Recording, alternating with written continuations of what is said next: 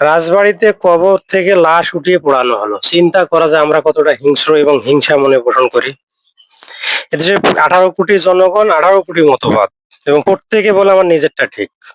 মাজারপন্থী বলে আমারটা ঠিক, আহলে হাদিস বলতেছে আমাদেরটা ঠিক, জামাত বলতেছে আমাদেরটা ঠিক, হেফাজত বলতেছে আমাদেরটা ঠিক, আওয়ামী লীগ বলতেছে আমাদেরটা ঠিক, জাতীয় পার্টি আমাদেরটা ঠিক, বিএনপি আমাদেরটা ঠিক।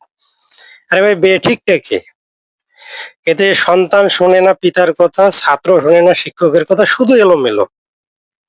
এ দেশটা হচ্ছে ধনে জনে পরিপূর্ণ একটা দোজক। এই বিশৃঙ্খল জাতি, এদেরকে ঠিক করা খুবই কঠিন। যদি একবার এলোমেলো হয়ে যায়, এ দেশে দোজকে পরিপূর্ণ হবে। তাই আমাদের এই দেশটা পরিচালনা করার জন্য একটা হিটলারের মতো নেতা দরকার, যে এসে আবোল তাবোল লোকজন, হুজুগে মাতাল বাঙালি, পাগল বাঙালিদেরকে সঠিক পথে নিয়ে আসবে।